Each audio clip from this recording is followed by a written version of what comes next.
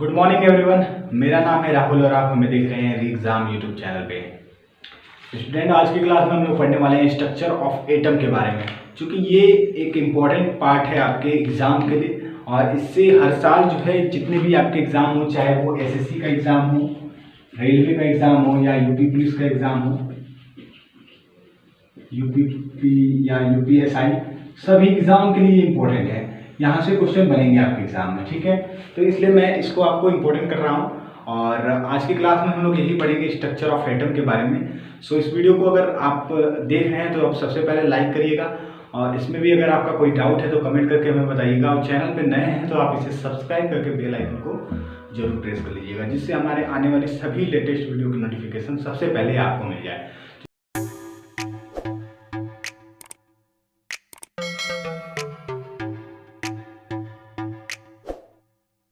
देखिए, सबसे पहला टॉपिक है हमारे पास स्ट्रक्चर ऑफ एटम। स्ट्रक्चर का मतलब होता है संरचना। संरचना किसकी संरचना की बात कर रहे हैं हम लोग? परमाणु की संरचना की बात कर रहे हैं हम लोग। क्योंकि मैंने आपको पहले ही क्लास में बता दिया है कि परमाणु होता क्या है। परमाणु एक तरह का सूक्ष्म कण होता है जिसे हम अपनी आईज से नहीं देख सकते। तो उसको देखने के लिए कौन सी यंत्र का प्रयोग किया जाता है? एसटीएम का प्रयोग किया जाता है, स्कैनिंग टनलिंग माइक्रोस्कोप जिसे कहते हैं हम लोग। ये बात मैंने आपको पिछली क्लास में बताई थी, जो क्वेश्चन कई बार एग्जाम में पूछा हुआ है। देखिए, सबसे पहले बात करेंगे हम लोग कि 1808 में डाल्टन ने एटॉमिक थ्योरी दी थी। 1808 में इनका एक ड्रॉबैक भी है कि इन्होंने ये कह दिया कि एटम्स आर इनडिविजिबल।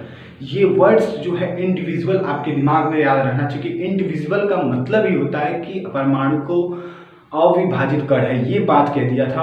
और यही इनका ड्रॉबैक है, यही इनके जो है मतलब कि थ्योरी की एक विपत्तिजनक शब्द था, जिसके वजह से इस थ्योरी को जो है गलत कर दिया गया। और बाद में क्या हुआ कि एटम्स को 3 पार्ट्स में डिवाइड किया गया, और ये 3 पार्ट्स हैं आपके सामने, इलेक्ट्रॉन, प्रोटॉन और न्यूट्रॉन के बारे में। तो हम लोग इसको भी डिटेल्स में पढ़ेंगे और डिटेल में समझेंगे कि क्या होता है इलेक्ट्रॉन, क्या होता है प्रोटॉन और क्या होता है न्यूट्रॉन। देखिए, फिर से मैं बता देता हूँ कि 1808 में एटॉमिक थ्योरी प्रपोज किया था डाल्टन ने। इनका ड्रॉबैक है इंडिविजुअल। इन्होंने कह दिया था एटम को, इंडिविजुअल का मतलब होता है कि अविभाजित कण है, जबकि विभाजित होता है परमाणु, और इसे 3 पार्ट्स में डिवाइड किया जाता है। परमाणु यानी कि उसे हम लोग एटम्स कहते हैं। देखिए, 2 या 2 से अधिक अगर परमाणु आप मिला दोगे तो वो मॉलिक्यूल्स बन जाएंगे। वो मॉलिक्यूल्स जो है एक तरह का मैटर बनाते हैं। और मैटर के बारे में मैंने आपको बता दिया, solid, liquid, gas, plasma state, Bose Einstein condensation, ये सब मैंने बता दिया है आपको पिछली क्लासेस में। अगर आपने वो क्लासेस नहीं देखी है तो आई बटन पे लिंक है, वहाँ से जाके जरूर देखिएगा। तो चलिए देखिए, हम लोग बात करते हैं एटम की। परमाणु 3 टाइप्स में बांटा गया है इन्हें। पहला है एटम, इलेक्ट्रॉन। इलेक्ट्रॉन की खोज किसने की? देखिए, इलेक्ट्रॉन की खोज से भी कई फैक्ट हैं, लेकिन मैं यहाँ पे बस आपको फैक्ट नहीं समझाऊंगा। यहाँ पे मैं आपको बस जितने भी पॉसिबल क्वेश्चंस हैं उनके बारे में बता रहा हूँ। सबसे पहले इलेक्ट्रॉन की खोज जे थॉमसन ने की थी, 1898 में किया था खोज इन्होंने। और इसको इन्होंने निगेटिव चार्ज से प्रदर्शित किया, यानी कि निगेटिव मतलब ऋणावेशित होते हैं इलेक्ट्रॉन्स। ये बात भी आपको याद रखनी है। जे थॉमसन 1898, ये बात आपको याद रखनी है। निगेटिव चार्ज होता है इनका, और इनका चार्ज अगर बात करें चार्ज की तो 1.6 × 10⁻⁻19 कूलम, वो भी निगेटिव में होता है, निगेटिव चार्ज होता है। फिर से मैं बताता हूँ कि निगेटिव 1.6 × 10⁻⁻19 कूलम होता है ये चार्ज इनका। जबकि अगर मास की बात की जाए, मास का मतलब होता है कि वजन, आखिर भार की बात की जाए, मास मतलब भार से भी कह सकते हो, तो भार होता है इसका 9.11 × 10⁻31 kg, किलोग्राम में भार को हम डिनोट करेंगे यहाँ पे। तो ये इंपॉर्टेंट क्वेश्चन है। देखिए, 1906 में नोबेल प्राइज दिया गया था इन्हें फिजिक्स में। फिजिक्स के लिए इन्हें नोबेल प्राइज दिया गया था 1906 में, यानी कि 1906 में। और इनका एक प्रसिद्ध मॉडल है जिसे हम लोग थॉमसन का तरबूज मॉडल, यानी कि 1898 में इनका एक प्रसिद्ध मॉडल हुआ जिसे थॉमसन का तरबूज मॉडल कहा जाता है। देखिए, तरबूज मॉडल क्या था, मैं यहाँ पे आपको दिखा देना चाहता हूँ कि एक तरह का उन्होंने क्या कहा कि तरबूज मॉडल में उन्होंने ये समझाना चाहा कि जिस तरह आप तरबूज देखते हैं, तरबूज के अंदर क्या होते हैं कि बीज होते हैं, उसी तरह क्या होता है कि न्यूक्लियस के अंदर जो इलेक्ट्रॉन्स होते हैं वो धसे होते हैं। ये बात उन्होंने कही थी अपने तरबूज मॉडल में। और चूंकि ये तरबूज मॉडल बाद में गलत साबित हुआ, ये इनका ड्रॉबैक है, तो ये भी आपको याद रखना है। फिर से बात कर लेते हैं इलेक्ट्रॉन की खोज जे थॉमसन ने 1898 में की थी। माइनस चार्ज होता है इसका -1.6 × 10⁻19 कूलम जो है इसका चार्ज होता है। मास होता है 9.11 × 10 के पावर -31 kg ये इनका मास होता है, इनके भार होता है। तो ये बात आपको याद रखनी है। 1906 में नोबेल प्राइज दिया गया था फिजिक्स के लिए। इसके बाद बात करते हैं हम लोग सेकेंड टाइप की, प्रोटॉन के बारे में। देखिए प्रोटॉन का मतलब ही होता है पॉजिटिव चार्ज वाला रखने वाला। पॉजिटिव चार्ज रखने वाला प्रोटॉन की खोज किसने की थी और पेटेंट किसको मिला, ये दो क्वेश्चन बनते हैं। देखिए खोज तो गोल्डस्टीन ने की थी, लेकिन जो प्रोटॉन नाम है वो नाम जो है रदरफोर्ड ने दिया था। इस कारण से हम लोग जो है प्रोटॉन की खोज का मतलब रदरफोर्ड को हम लोग देते हैं श्रेय, लेकिन खोज तो की थी गोल्डस्टीन ने, लेकिन रदरफोर्ड को श्रेय दिया जाता है। ये बात आपको याद रखनी है।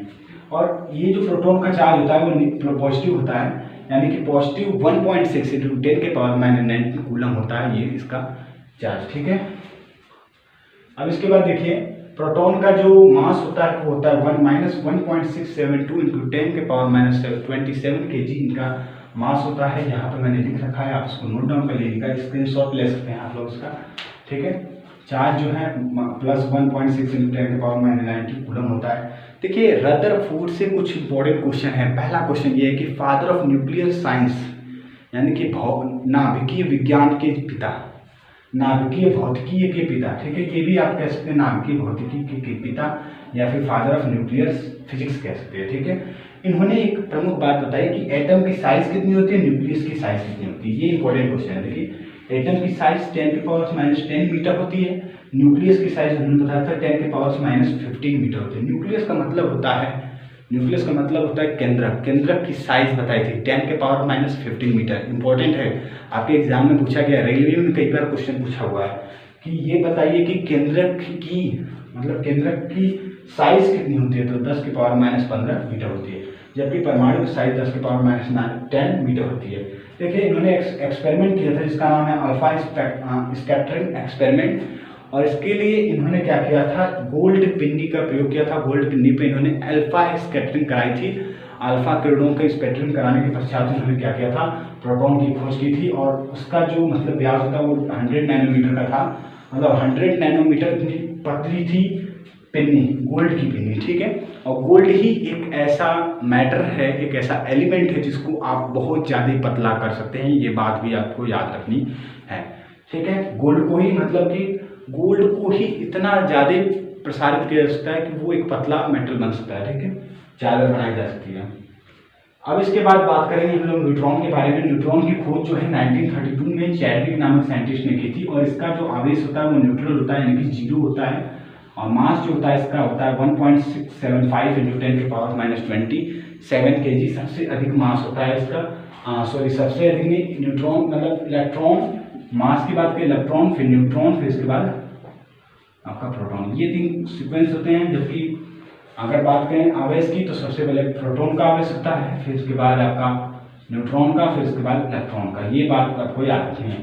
देखिए बहुत सारे यहाँ से क्वेश्चन बनते हैं, मैं ये क्वेश्चन जो है अगले क्लास में मैं आपको बताऊंगा, लेकिन यहाँ पे सिर्फ हमको यही समझना है कि इलेक्ट्रॉन, प्रोटॉन, न्यूट्रॉन क्या होते हैं, किन्होंने इनकी खोज की, कौन कौन से एक्सपेरिमेंट हुए, क्या इनका चार्ज होता है, क्या इनका मास होता है, यही सब इंपॉर्टेंट क्वेश्चन है। देखिए जो यहाँ पे मतलब जो रदरफोर्ड ने एक्सपेरिमेंट किया है वो इस डायग्राम में हम लोग समझेंगे कि डायग्राम में क्या समझाना है आपको। देखिए डायग्राम के अंदर मैंने क्या किया है, सबसे पहले अंदर की साइड में क्या होता है कि इन्होंने बताया था कि अंदर की तरफ होता है न्यूक्लियस होता है, न्यूक्लियस के अंदर प्रोटॉन होते हैं, और जबकि प्रोटॉन के चारों ओर मतलब न्यूक्लियस के चारों ओर इलेक्ट्रॉन चक्कर लगाते हैं। ये बात आपको याद रखनी है, ठीक है।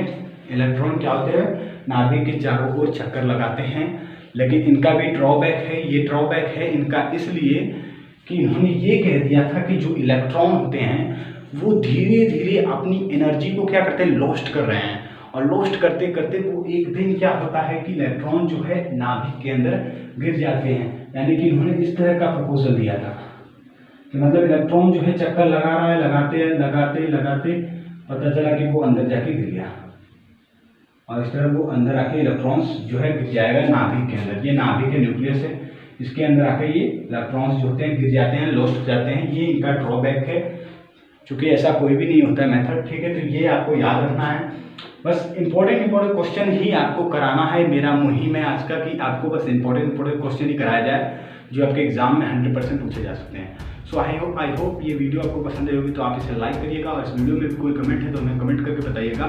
और अगर आपने हमारे चैनल को सब्सक्राइब नहीं किया तो सब्सक्राइब करके बेल आइकन को प्रेस कर दीजिएगा और इस वीडियो को अधिक से अधिक आप लोग शेयर